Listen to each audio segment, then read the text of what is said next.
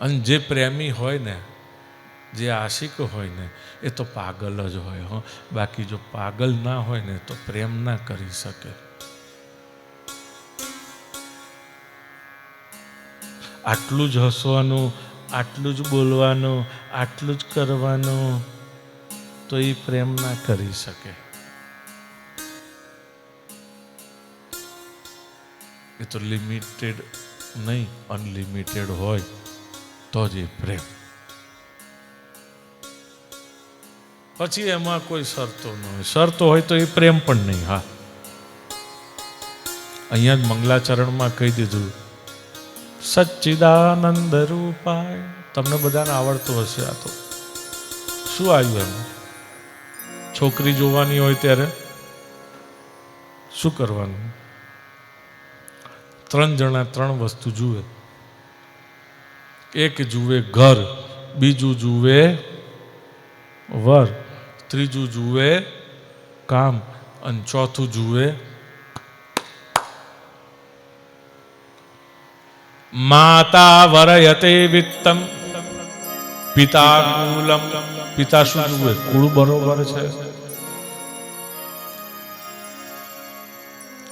કારણ કે સંસ્કાર તો ત્યાંથી જ ખબર પડવાની છે કે એના સંસ્કાર ઉપરથી જ એનું કુળ ખબર પડવાની છે.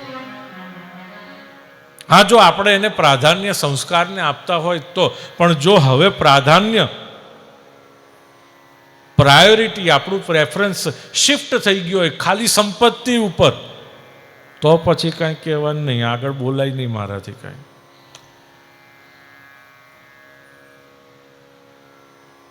હવે પ્રેફરન્સમાં આવું બધું થઈ ગયું છે એટલે તો ઘણા લોકો એમને જ રહી જાય છે.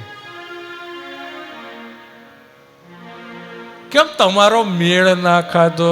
એમાં એવું હતું ને કે મને તો આવું જોઈતું હતું, મને તો તેવું જોઈતું હતું. તાર રે,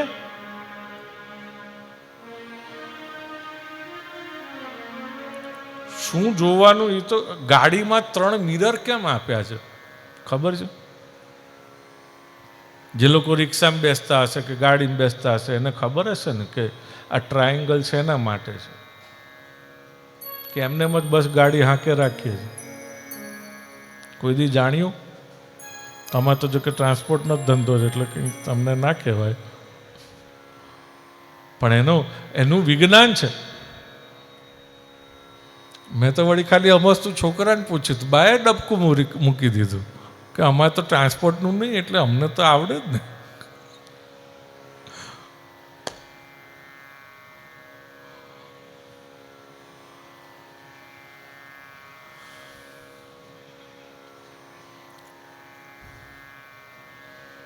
તો વાલા કુટુંબીજનો, બહુ અગત્યનું છે. અહીંયા શરૂઆતમાં જ આપણને ઘણી બધી ક્લેરિટી આપી દે છે કે ભગવાન કોણ છે.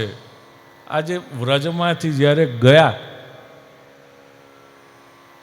ત્યારે યશોદાને કેવી રીતે કહેવું કે હું જાઉં છું, તું મને મંજૂરી આપ મથુરા જવાની? આપતી હશે માં?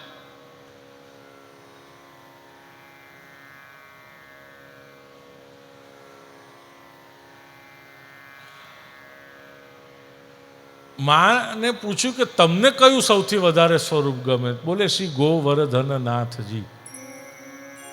એટલે ભગવાન માને માટે એ સ્વરૂપ ત્યાં પોતે બની ગયા. એટલે તમે જેને તમે શ્રીજી કહો છો અથવા તો શ્રીનાથજી કહો છો, એમાં જોશો તો 12 સ્કંદ તમને એમાં જોવા મળશે. ઠાકોરજીનું જે સ્વરૂપ છે અને એમાં 2 બાજુ જે પીઠિકા છે અને ઉપર, એને ધ્યાનથી જોઈશું તો ખ્યાલ આવશે કે 12 સ્કંદ સિમ્બોલિકલી એમાં મૂક્યા છે અને આપણને બતાડ્યું કે આ કોઈ સામાન્ય નથી, સાક્ષાત ભગવાન પૂર્ણ પુરુષોત્તમ, પુષ્ટિ પુરુષોત્તમ પ્રભુ છે.